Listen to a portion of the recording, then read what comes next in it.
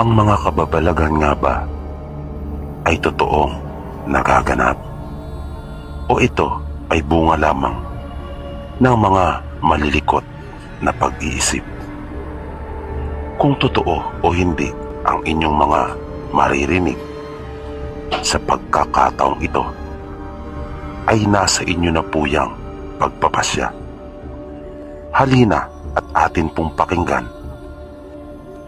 Ang ibabahagi ko po sa inyo ay tungkol sa akin pong mga karanasan sa aming probinsya. Simula po ng bata ako hanggang sa ako ay magbinata, na marami ang hindi naniniwala sa mga kababalagan, tulad ng ibabahagi ko po ngayon sa inyo. Bata pa lamang ay nakaranas na ako ng mga kababalagan sa aking buhay.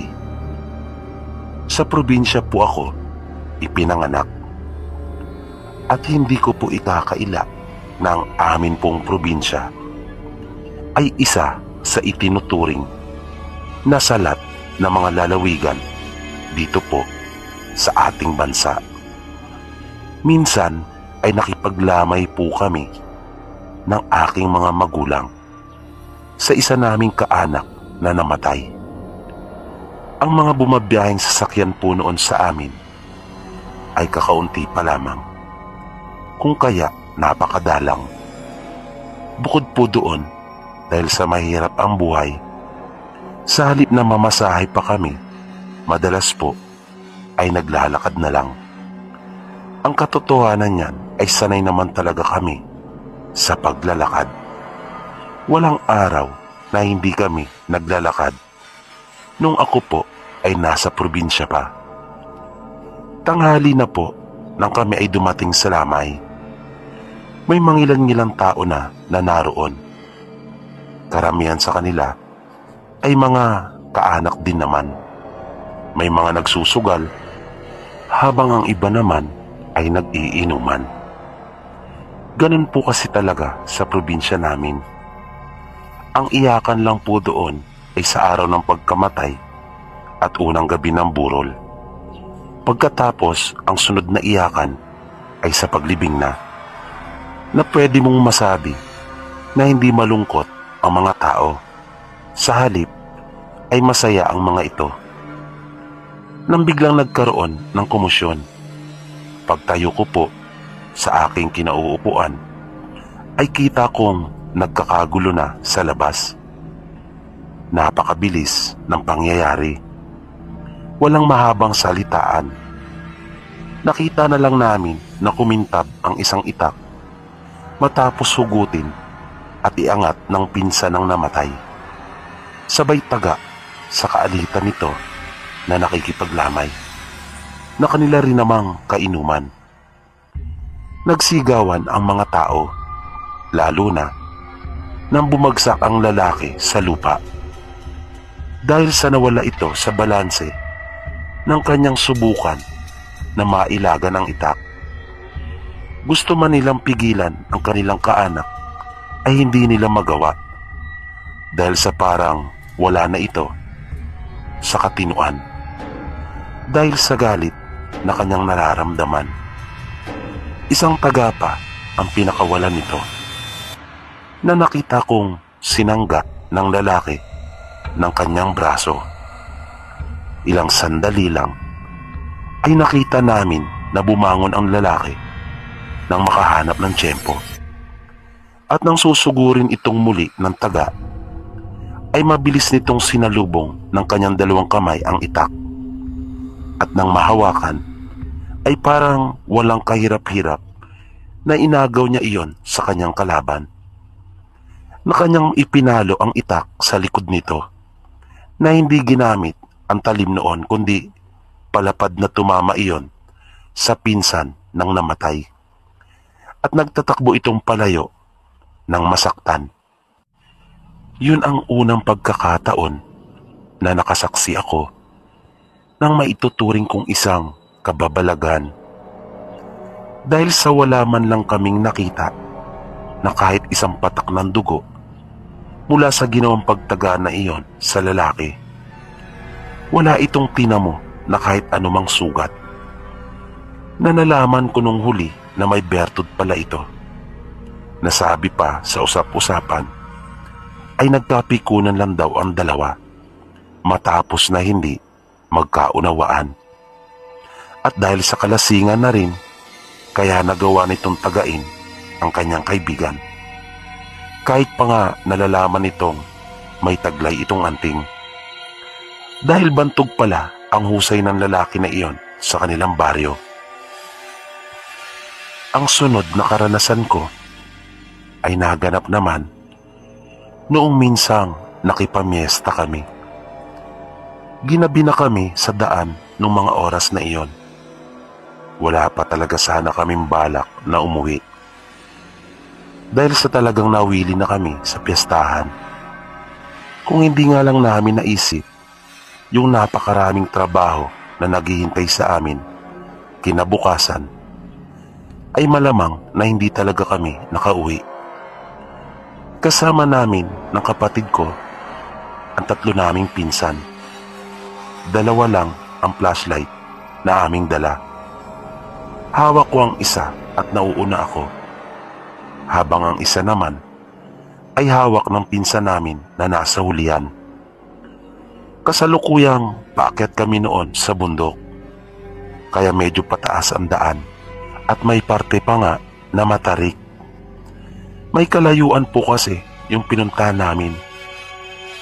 Nang matamaan ko ng liwanag ang isang baka sa gilid ng daan, ay nagtaka pa nga ako kung bakit naroon iyon.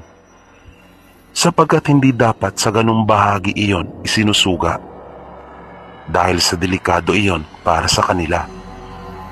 Maaari kasi nilang ikamatay iyon kapag nasa lapid ng lubid ang kanilang mga paa. Pero nang malapit na kami dito, ay laking gulat ko nang hindi na baka ang nakikita ko na nasa aking harapan. Isa iyong tao, ngunit nangingintab ang balat nito. Nang umarap ito, ay napatakbo na ako ng tuluyan pabalik dahil sa kakaibang itsura nito. Nagsisunuran din sa akin ang mga pinsan at kapatid ko. Malayo ang ginawa naming pagtakbo. Na nang uminto kami ay talaga namang humihingal kaming lahat. Ang buong akala ko ay napatakbo lamang sila dahil sa naging reaksyon ko. Pero nakita din pala nila na mayroong nakaabang sa daraanan namin. Yun nga lang, nang ilarawan nila kung ano ang kanilang nakita, ay iba naman iyon sa akin. Ang sabi nila ay isa daw itong matanda na puting-puti ang buhok na nagtatayuan, na nakabuhagag at nakatuwad na parang aso. Dahil doon ay madaling araw na kami dumating sa bahay, pagkat umiba na lang kami ng daan kahit na mas malayo.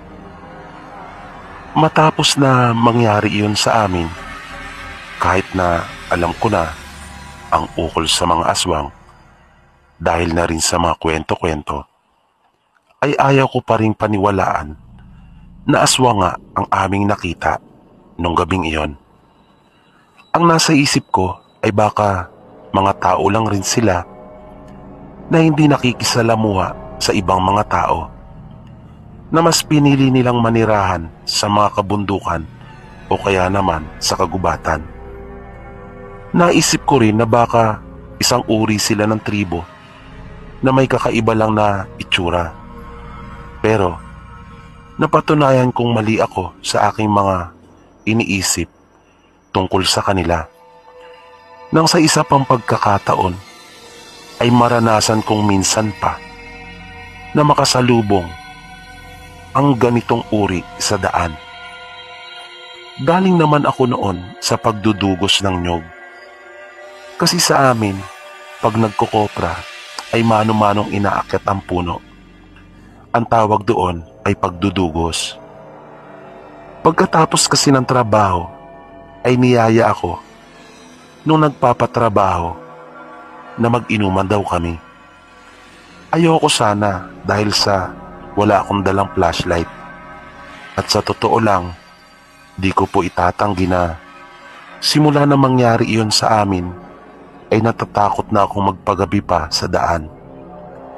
Pero sinabi niya na kanya daw akong pahihiramin ng flashlight. Tutal naman daw babalik pa ako kinabukasan dahil sa hindi pa tapos ang aming trabaho. Gusto ko pa sanang magdahilan pero wala na akong maisip. At dahil sa mapilit siya kung kaya wala na rin akong nagawa pa.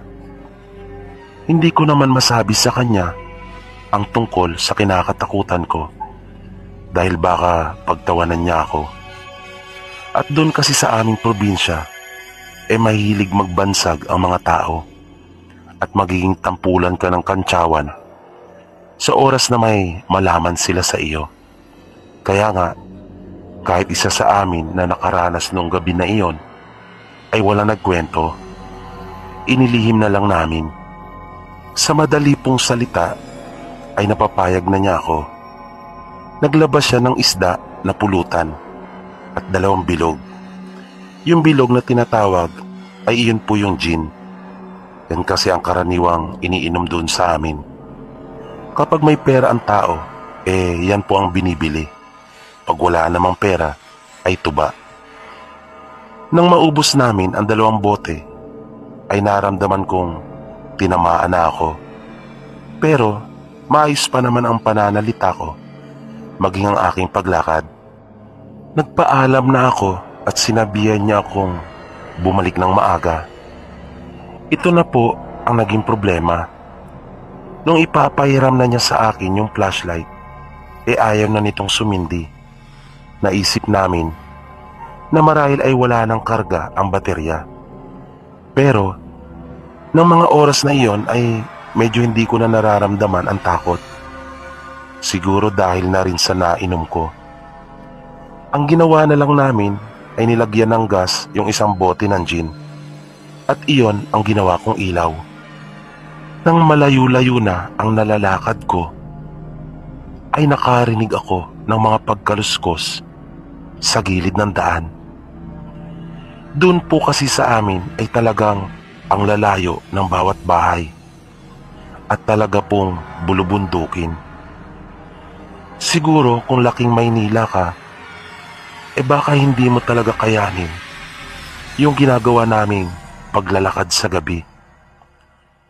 Matapos kong marinig ang pagkaluskos na iyon, ay binagalan ko ang aking paglalakad.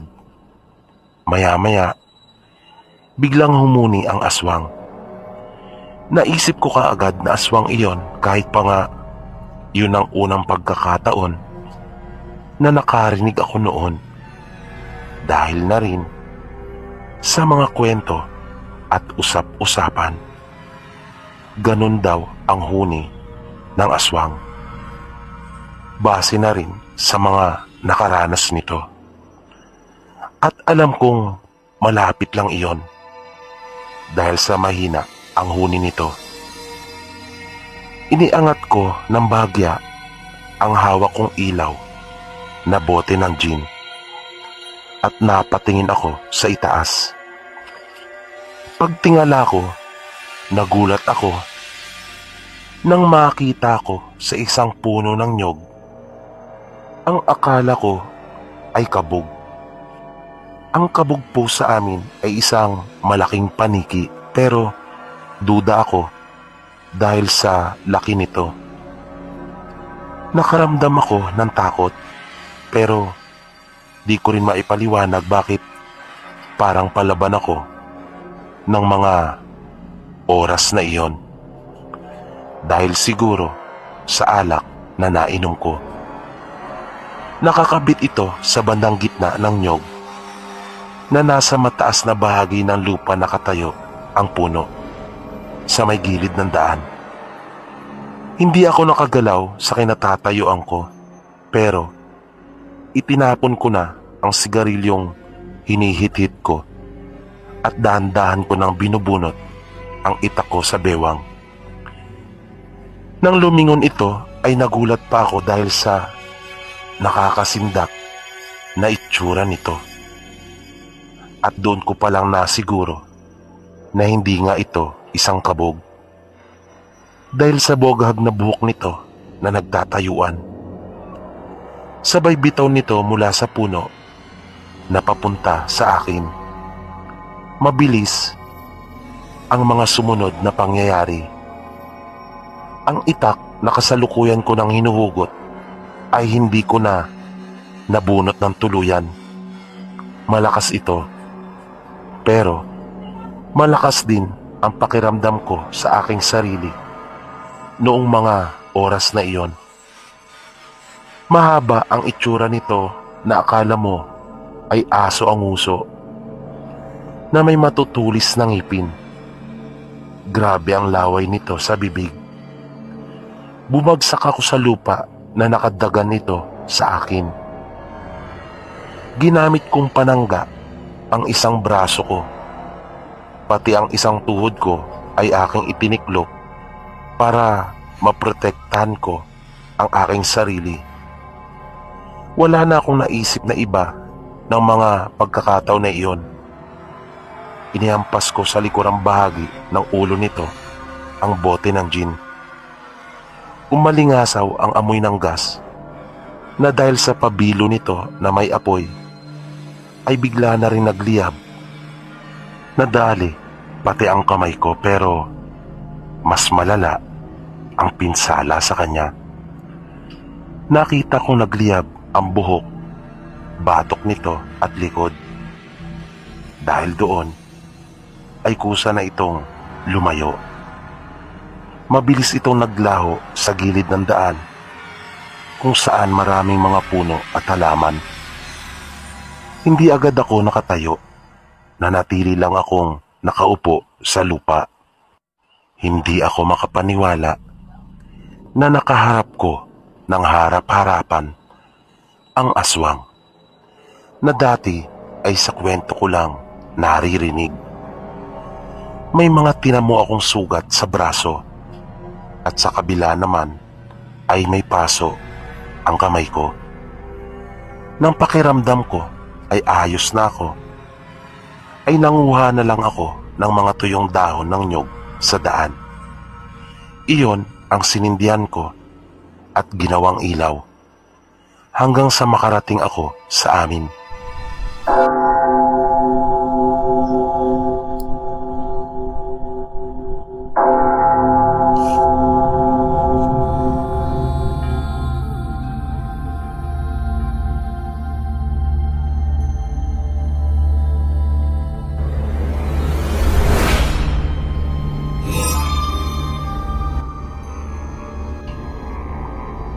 Nung ako po ay nag-aaral, ay nakilala ko po si Bernard. Doon din po siya nag-aaral. Nanligaw po siya sa akin at makalipas ang ilang buwan, ay sinagot ko na rin po siya. Naging maganda naman po ang takbo ng aming relasyon. Halos araw-araw po ay magkasama kami. Parang ayaw na nga naming maghiwalay. May pagkakataon pa nga na kapag sem-break ay hindi na siya umuwi sa kanilang probinsya. Nagbo-board lang si Bernard sa Santa Mesa, malapit po sa aming school. Bagaman hindi namin pinababayaan ang aming pag-aaral, habang tumatagal ay lalong lumalalim ang amin pong relasyon. Hanggang sa dumating na nga sa punto na ginagawa na rin namin ang mga bagay na dapat ay mag-asawa lamang ang gumagawa. Bunga na rin ng kapusukan at dala ng aming mga murang edad. At dahil sa malabis na rin namin sigurong pagmamahal sa isa't isa, naranasan nyo naman po siguro ang pakiramdam ng nagmamahal at minamahal.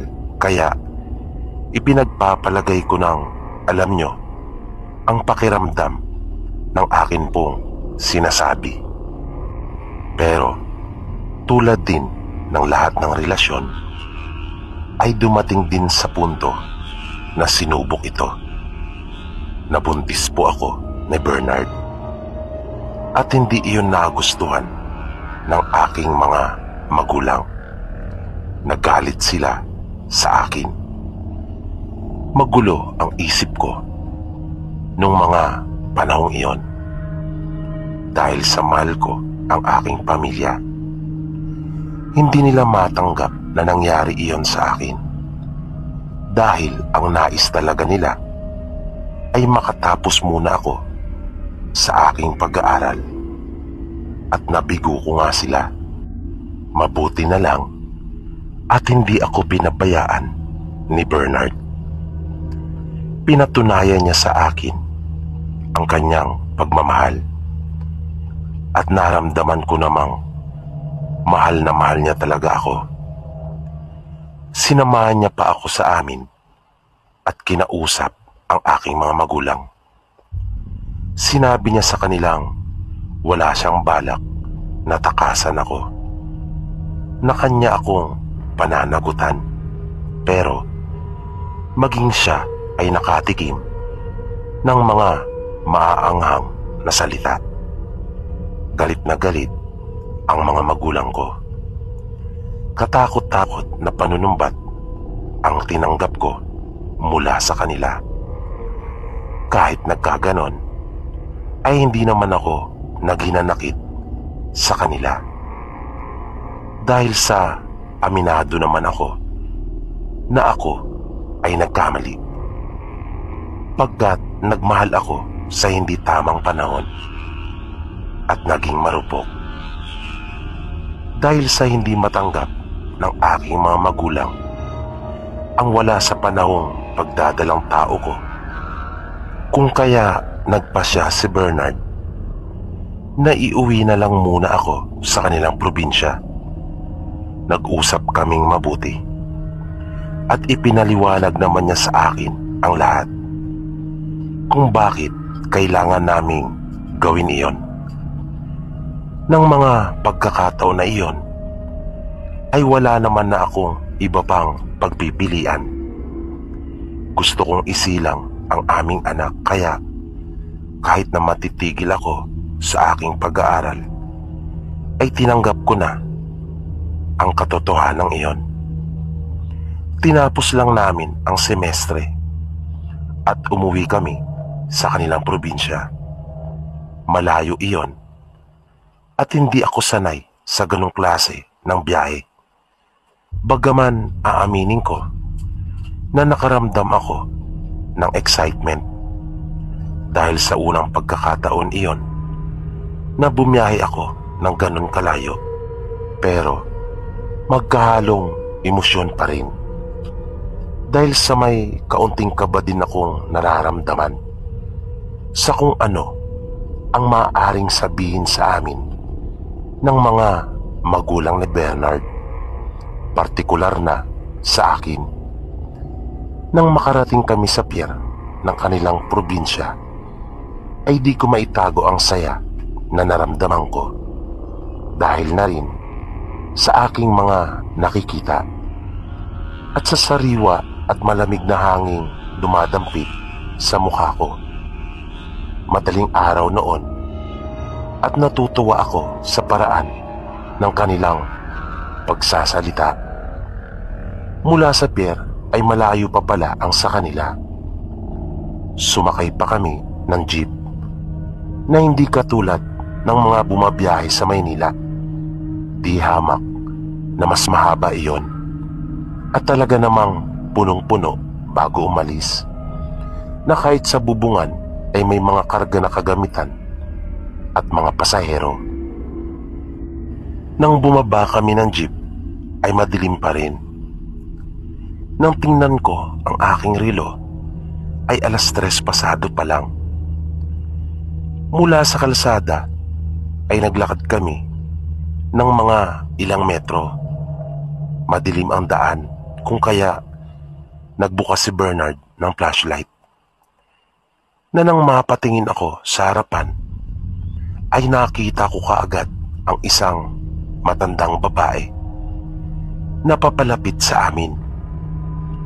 Pasalubong siya sa amin at dire-diretso ito na babangga sa akin.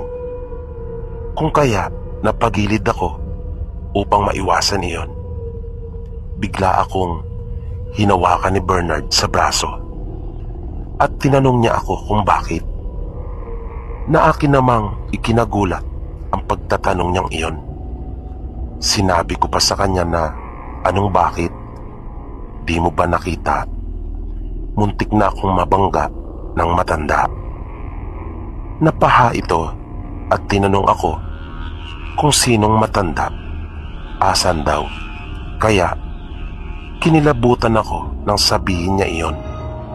Pero sinabihan ko ito na hindi ako natutuwa sa kanyang biro. Sumagot naman ito kaagad at sinabing hindi naman siya nagbibiro dahil sa wala naman talaga siyang nakitang matanda. Lakas loob akong lumingon na hinawakan ko pa ang kamay ni Bernard na may hawak ng flashlight upang ilawan iyon, ngunit wala na nga ang matanda. Napahawak ako ng mahigpit sa kanya at nagpatuloy na kami sa paglakad. Ilang sandali lang ay nangatok siya sa isang bahay na naroon sa gilid ng daan. Pinsan niya pala ang nakatira doon. Masaya silang nagkamustahan at ipinakilala niya ako.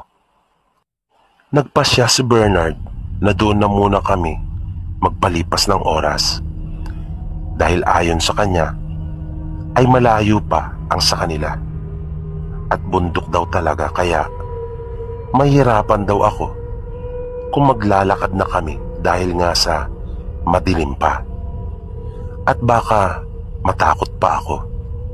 Kaya tinanong ko pa ang pinsan niya kung gaano pa ba talagang kalayo ang bahay nila Bernard.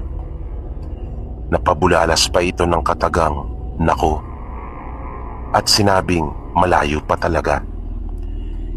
Iniabot ni Bernard ang 4 na balot ng instant noodles sa kanyang pinsan at ipinaluto iyon para mayroon kaming maagahan.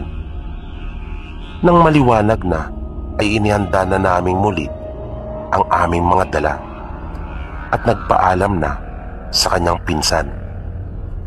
Paakyat ang daan na aming tinahak at talagang hindi naging madali para sa akin iyon dahil hindi naman ako sanay sa mahabang lakaran. Kung 5 kilometro lang ay mayroon siguro ang aming nilakad. Nasa bandang itaas pa lamang kami at bumababa papunta sa kanilang bahay ay nagkahula na ang kanilang mga aso. Talagang bundok ang sa kanila, Sir PB. Ang bahay nila ay nasa paanan. Maganda ang tanawin pero hindi naman sa pag-iinarte ay talagang hindi ko ma-imagine ang sarili ko natitira sa ganong lugar na wala pa pong kuryente. Nakita kong lumabas ang mga tao na nasa loob ng bahay at narinig ko ang isang babae na binanggit ang pangalan ni Bernard nang makita siya. Naisip kong marahil ay iyon ang kanyang ina. Masaya sila nang makita siya pero halata ko ang pagtataka sa kanilang mga mukha nang makitang may kasama siya. Nang nasa loob na kami ng kanilang bakuran at kaharap na sila, ay nagyakap pa sila. Naramdam mong na-miss nila ito at sabik na sabik sila sa kanya. Habang ako naman ay nanatili lang na nakamasid. Nang humupa na ang kanilang kasabikan sa isa't isa, ay hinawakan ako ni Bernard sa kamay at balikat at ipinakilala sa kanila. Nagyaya na ang kanyang ina na pumasok kami sa loob.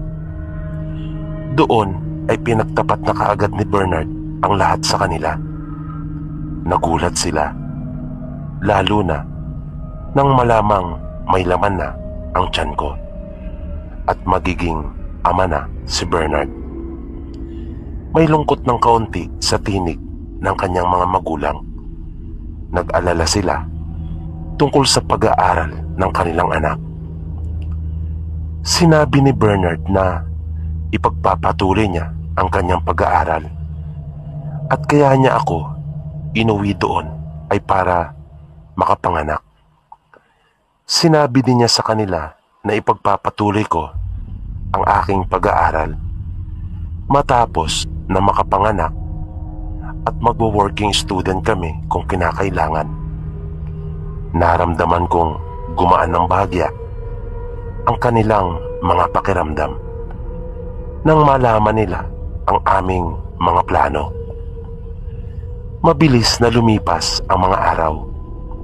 Kailangan nang bumalik ni Bernard sa Maynila dahil sa mag-uumpisa na muli ang bagong semestre.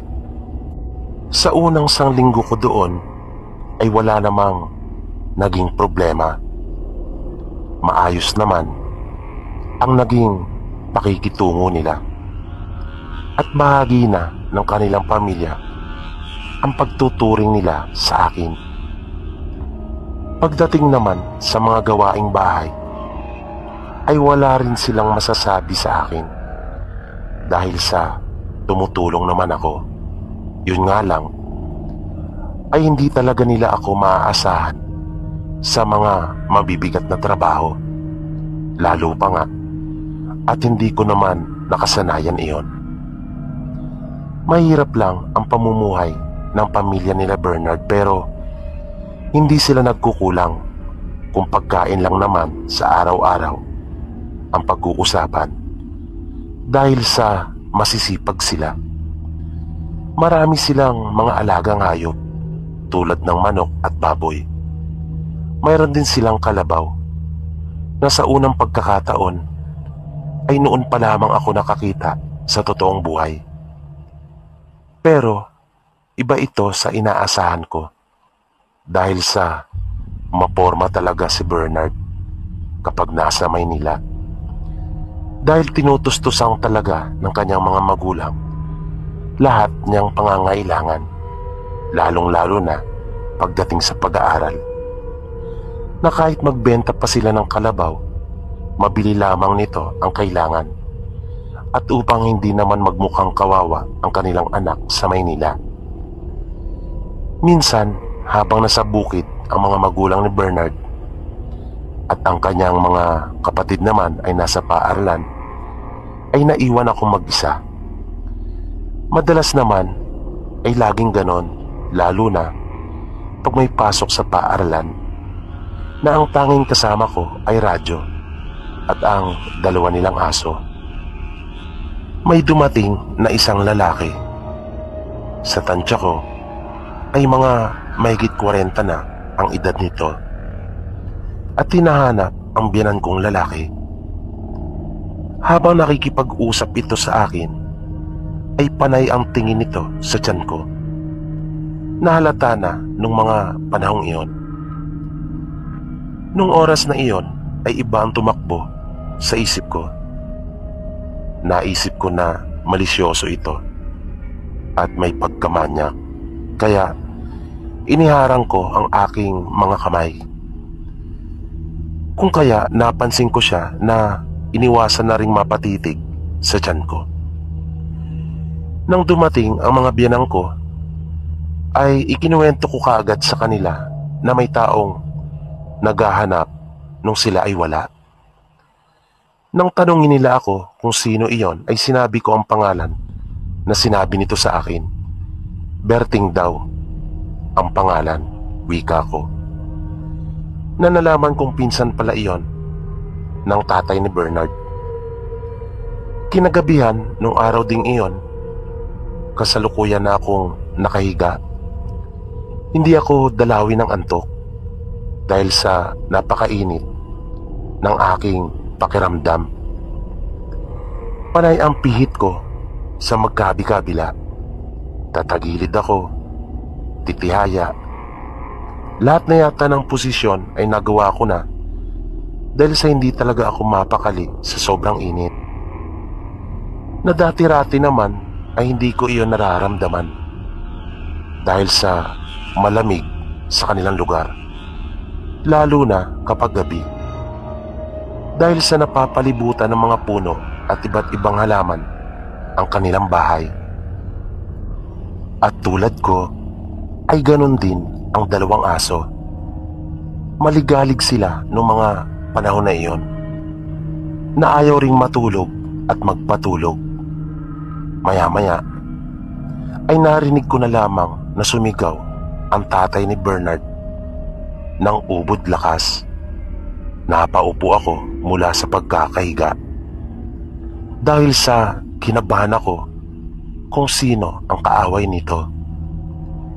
Tinawag ko kaagad ang nanay ni Bernard na nagtatanong kung sino ang kaaway ni tatay at kung ano ang nangyayari.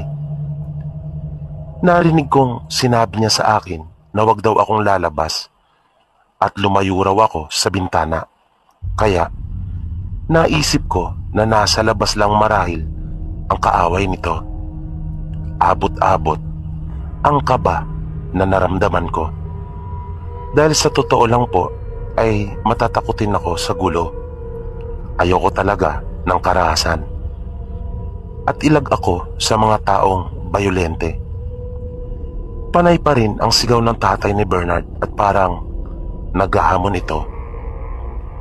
Nagising na rin nung mga oras na iyon ang dalawang kapatid ni Bernard. Tinanong ko ito kung ano ang nangyayari dahil sa kakaunti pa lamang ang nalalaman kong salita nila. Tila nagkamali naman yata ako kung bakit naisipan ko pang tanungin ang kapatid ni Bernard. Dahil lalong lumakas ang kabog ng dibdib ko nang sabihin nitong may aswang. Takang-taka ako noon na nasabi ko pa ng patanong sa sarili ko na totoo pala ang mga aswang. Ilang sandali lang ay hindi ko na naririnig na sumisigaw ang biyanan kong lalaki. Pumasok sa aming silid ang nanay ni Bernard. Tinanong ko ito kung totoo bang aswang iyon. Di ito kaagad nakasagot na napatingin pa muna sa kapatid ni Bernard bago niya sinabing oo. Totoo ang mga aswang. Hindi na umalis sa tabi ko si Nanay Telma hanggang sa makatulog na ako. Kinaumagahan ay hindi na sumama si Nanay Telma kay Tatay Ando sa bukid. Nagpaiwan na ito. Napagkasunduan nilang mag-asawa na bantayan na raw ako dahil sa nag-aalala sila na baka hindi na ako tantanan ng aswang. Ako man ay lubang nag-alala, hindi lamang para sa sarili ko kundi lalong higit para sa aming anak. Lumipas ang ilang gabi, payapa naman at hindi nagparamdam na muli ang aswang.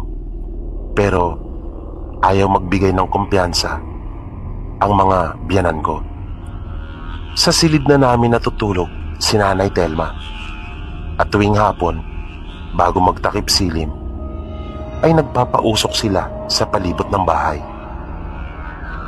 Isang gabi, nakaramdam na naman ako ng matinding init na kaparehong kapareho nung unang gabing nagparamdam sa akin ang aswang. At nagwawala na naman ang mga aso pero nung pagkakataon na iyon ay agad ding nanahimik na parang nabahag ang buntot ng mga ito.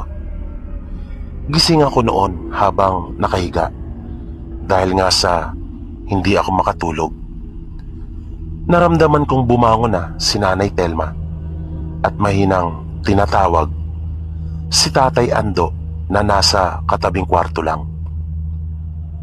Nagising din pala ito at kanina pa nakikiramdam. Hindi katulad nung una na nagsindi agad sila ng gasera. Ngayon ay hinayaan lang nila na manatiling madilim ang loob ng bahay. Habang sa labas naman ay may kaunting liwanag na nagmumula sa buwan.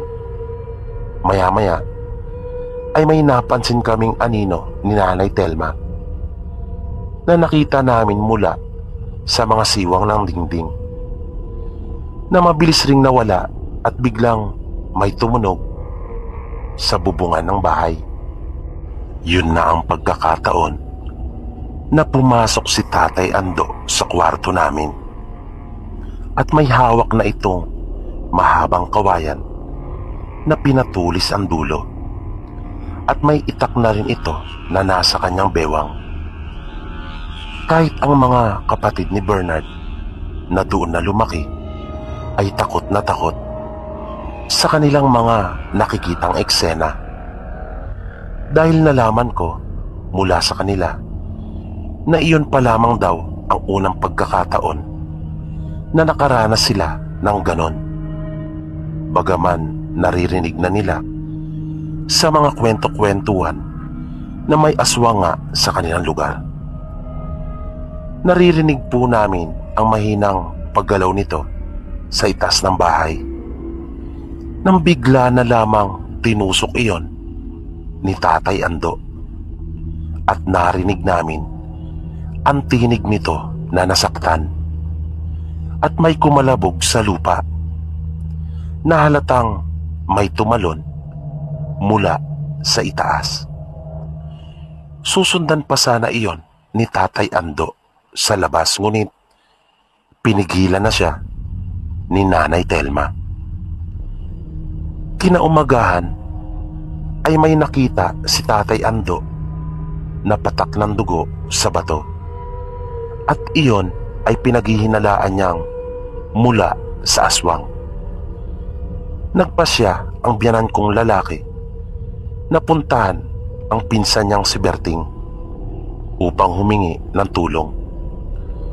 Naabutan niya itong gumagawa ng hawakan ng martilyo at napansin niyang may tali ng kapirasong tela ang isang daliri nito sa kamay. Nang tanungin niya ito kung napaano, ay sinabi nitong nadali daw siya ng itak habang ginagawa ang puluhan ng martilyo. Sinabi niya sa pinsan ang kanyang pakay. Nag-alala ito para sa kaligtasan ng kanilang magiging apo, kaya walang pag-aalinlangang sumang-ayon ito. Tinanong na rin siya ni Tatay Ando kung ano nga pala ang pakay nito, bakit pumunta sa amin minsan. Nagulat ito at sinabing hindi pa raw siya nakakapamasyal sa kanila dahil sa abala rin daw ito sa kanyang mga gawain sa bukid. Na ipinagtaka iyon ng aking biyanan at napaisip siya kung sino ang lalaking nagpunta sa amin. Kinutuban siya na marahil ay iyon ang gumagambala sa akin dahil sa kinagabihan nung araw na iyon ay doon nagsimula ang pagpaparamdam ng aswang. Sinabi ni Tatay Ando sa kanyang pinsan na pumunta na lamang sa bahay mamayang hapon at kanilang aabangan ang aswang. Pumayag naman ito at sinabing darating siya.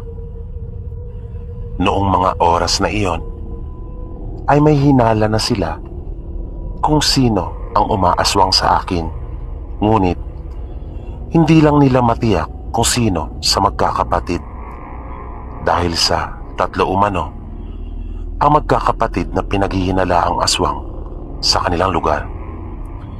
Kaya nang dumating si tatay sa bahay ay kanyang ipinalarawan sa akin ang lalaki at doon pa lamang niya nasiguro kung sino ang aswang na gumagambala sa akin Iyon daw ay si Carding na maaaring nagpakilala lamang at nagkunyari na si Berting na kanyang pinsan.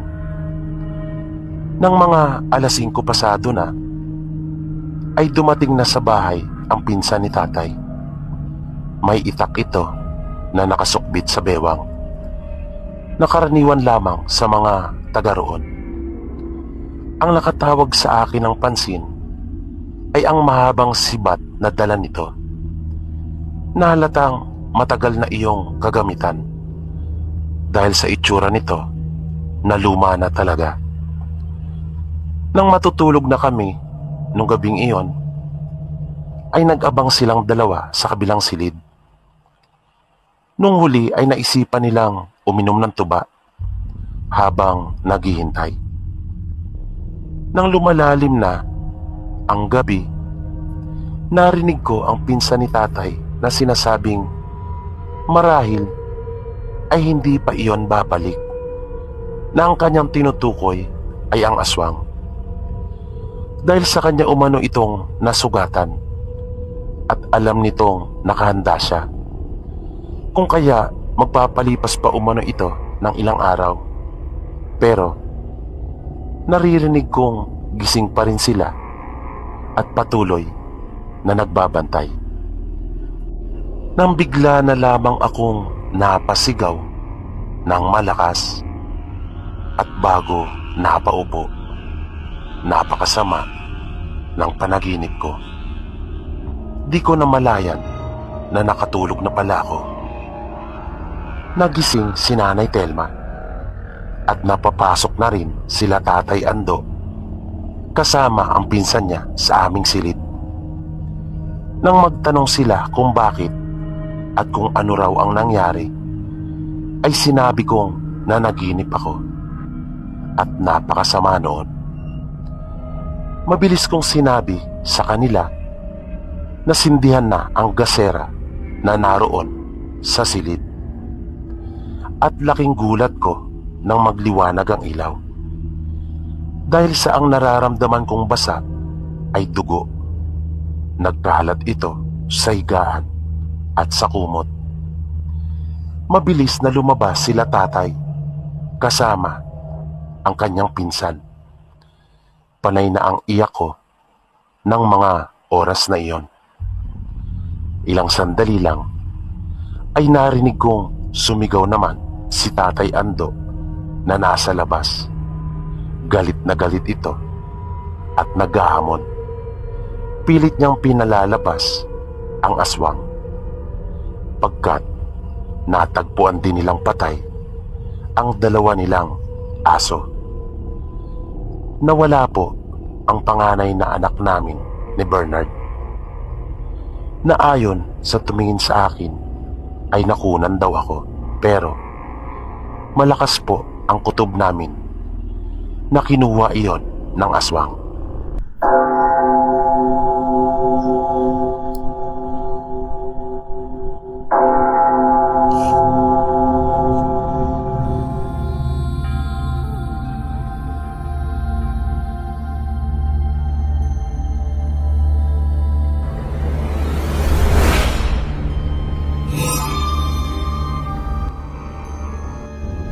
Bata pa lamang ay saksi na di umano siya sa iba't ibang kababalaghang nagaganap sa kanilang probinsya.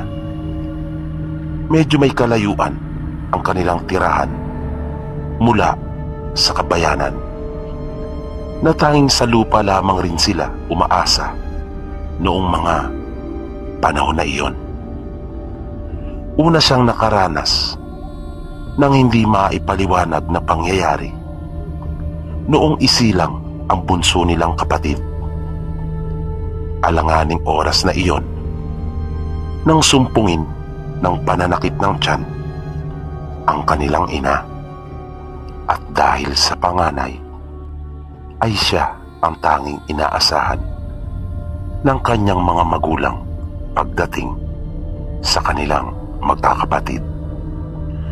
Habang nagpapainit ng tubig ang kanyang ama, ay inutusan siya nitong sunduin na ang paltera. Yan po ang tawag sa kanila ng kumadrona. Mahirap lamang sila kung kaya wala silang Aladdin na katulad ng sa iba. Ang Aladdin ay ang kilalang tawag naman sa kanila ng Petromax. Kahit flashlight ay wala rin sila. Ang tangi nilang ilawan ay gasera na yari sa garapon ng isang kilalang palaman noon. Binutasan ng takip at nilagyan ng tela. At dahil nga sa malalim na ang gabi, ay ginising niya ang nakababatang kapatid. Iyon ang sumunod sa kanya upang samahan siya. Pupungas-pungas pa nga daw ito ng maalimpungatan.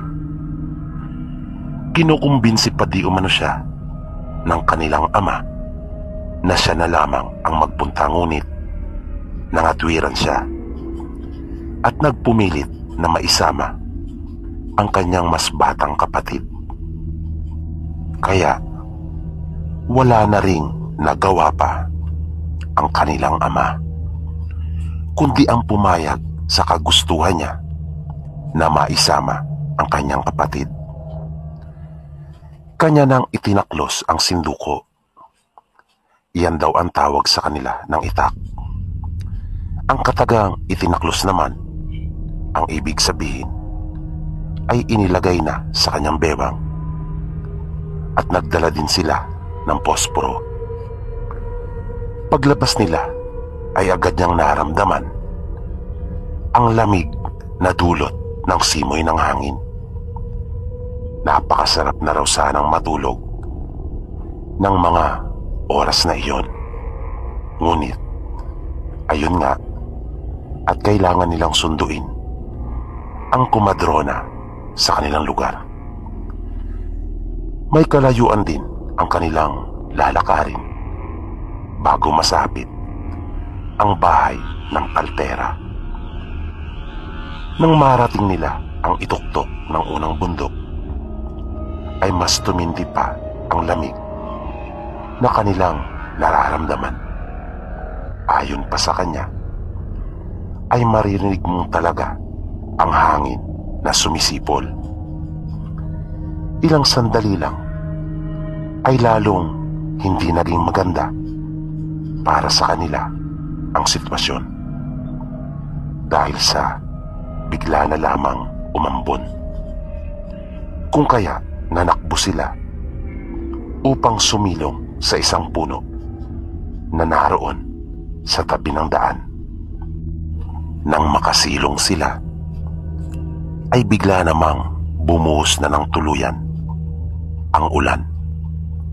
Kaya nasabi niya sa kanyang kapatid na kailangan na nilang magpatuloy, dahil sa kung hihintayin pa nilang tumila iyon, ay baka lalo lamang silang matagalan. Nag-alala siya sa kalagayan ng kanilang ina. Sumang-ayon naman ang kanyang kapatid, at tumagpas na lamang sila ng dahon ng saging na naroon sa malapit. At iyon ang kanilang ginawang pamandong na nagsilbing payong nila para sa ulan.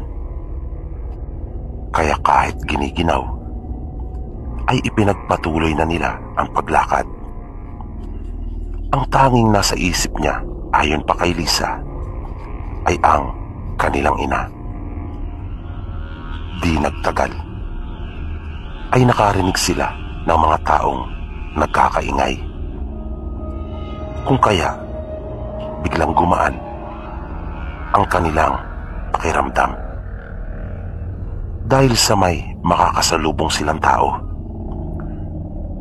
Naisip pa nga nila na marahil ay galing ang mga ito sa pakikipamyesta, dahil sa idinadaos ang kapistahan ng karatig bayan nila. Ngunit wala silang nakasalubong na kahit isang tao man lamang na kanilang inaasahan Pero wala namang ibang daraanan, kundi iyon lang. Kaya lubos nila iyong ipinagtaka na nakapagdulot talaga iyon sa kanila ng ibayong kaba. Nang bigla na naman nilang narinig ang mga boses na iyon, at nang sundan nila ng tingin kung saan ito nanggagaling, ay nagkatinginan pa silang magkapatid. Nang makita nila ang isang malaking puno ng balete, nalunok naman ang tawag sa kanila,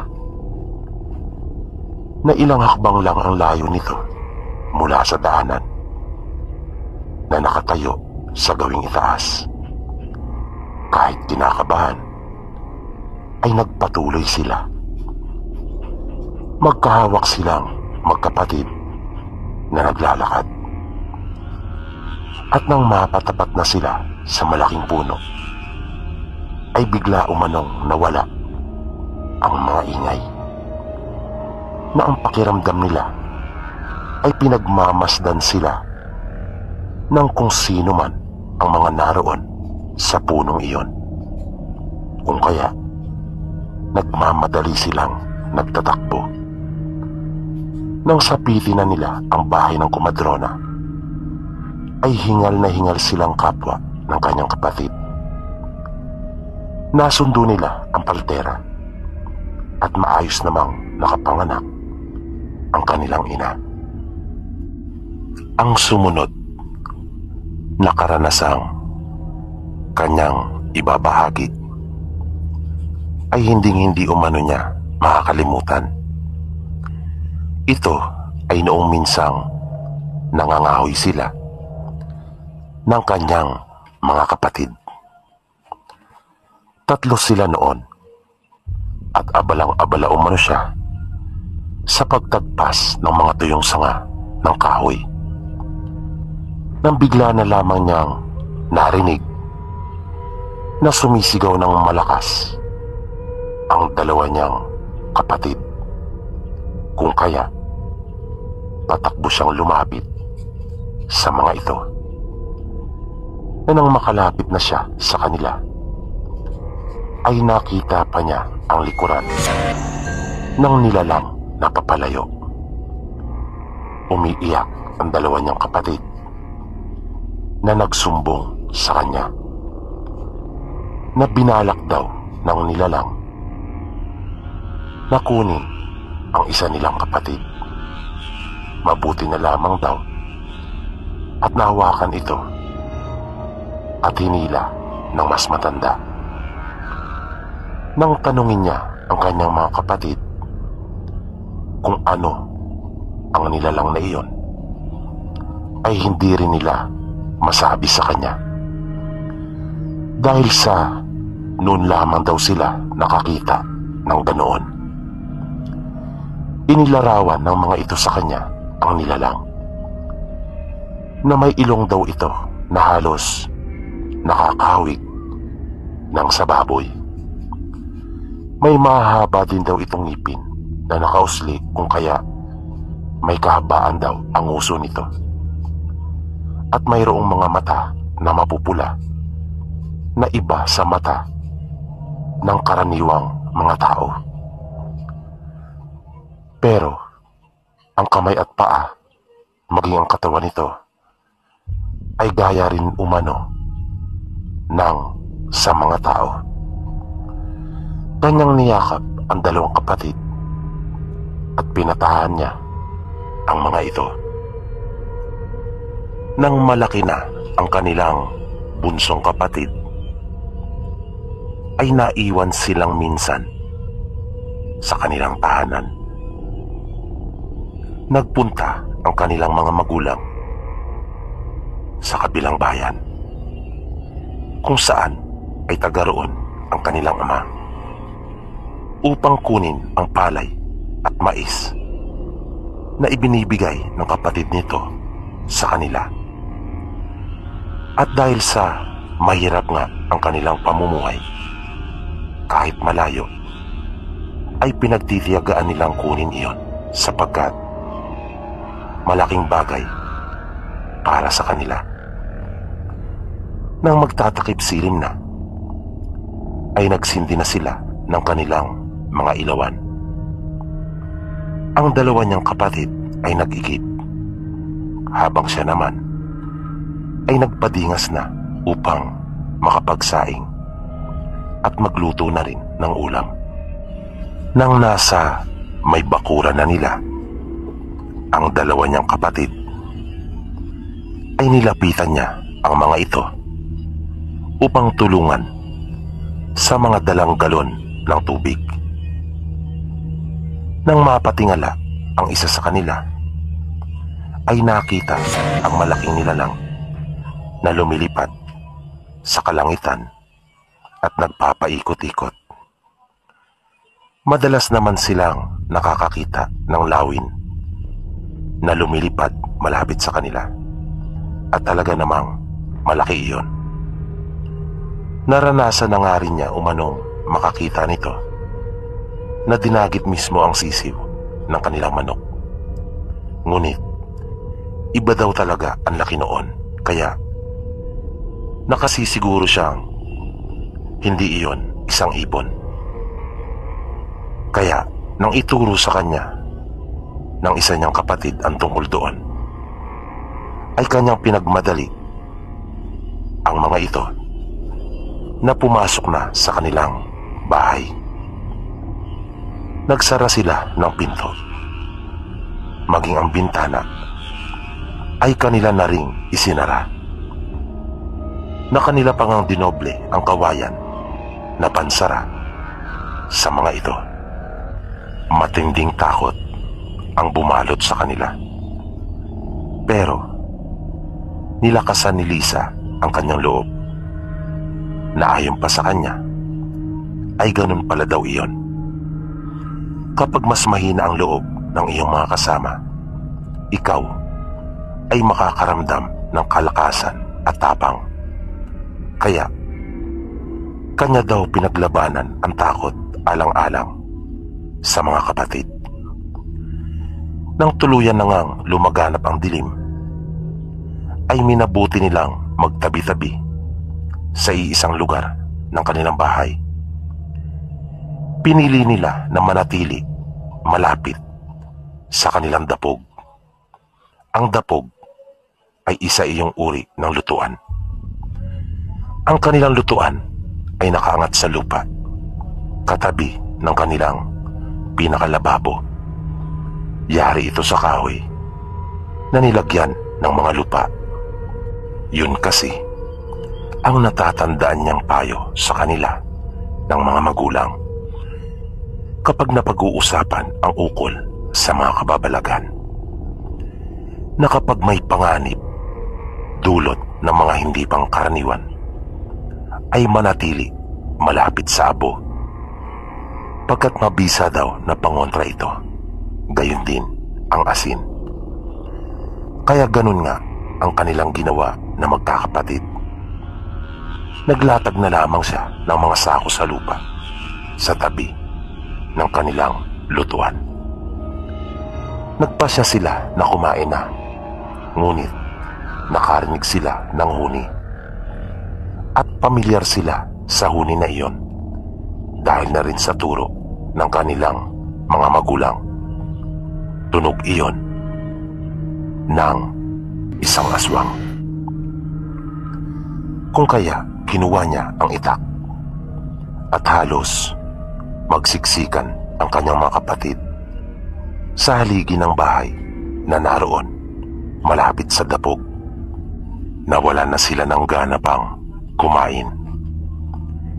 Nang mapansin daw ni Lisa na tila nagiging agresibo ang huni ng aswang, ay tinakbo niya sa silid ng kanyang mga magulang ang lana. Iyon ay ginawa pa ng kanilang lolo. Langis iyon ng nyog na inilagay sa isang bote na mayroong kasamang mga ugat ng iba't ibang uri ng punong kahoy. At laking gulat niya nang makita niya itong nakapatong sa maliit na parador na umaapaw ang langis nito. Mabilis na niya iyong dinampot at agad na nagtungo sa kanyang mga kapatid. Patuloy pa rin nilang naririnig ang huni ng aswang. Napakiramdam daw niya ay may balak na talaga itong pasukin sila, sapagkat naramdaman na rin nilang may kumakaluskos na sa kanilang bubungan, gayon din sa gilid ng kanilang bahay. Panay ang sigaw nila ng puwera aswang, pero parang hindi naman iyon umiepekto. Nag-iiyakan na raw ang kanyang mga kapatid. Kanyang kinuha ang posporo. Itinayo niya ang bote ng lana at pagkatapos ay sinindihan ang umaapaw na langis mula roon. Matapos niyang gawin iyon, ay iyon pa lamang ang pagkakataon na medyo humupa ang mga pagkaluskos at mga ingay na nagmumula sa labas, at unti-unti na ring lumakas ang huni ng aswang. Katunayang papalayo na ito.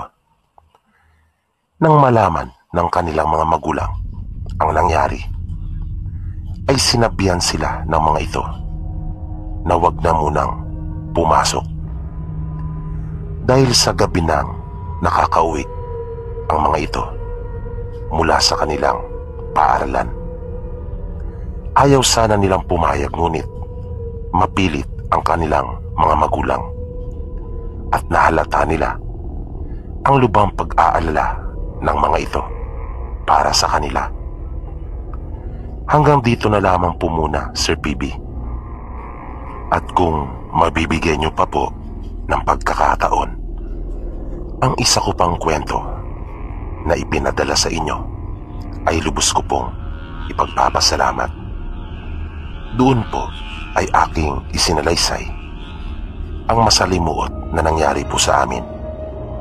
Isang pangyayari iyon na lubos ko pong ikinagagalit hanggang sa ngayon.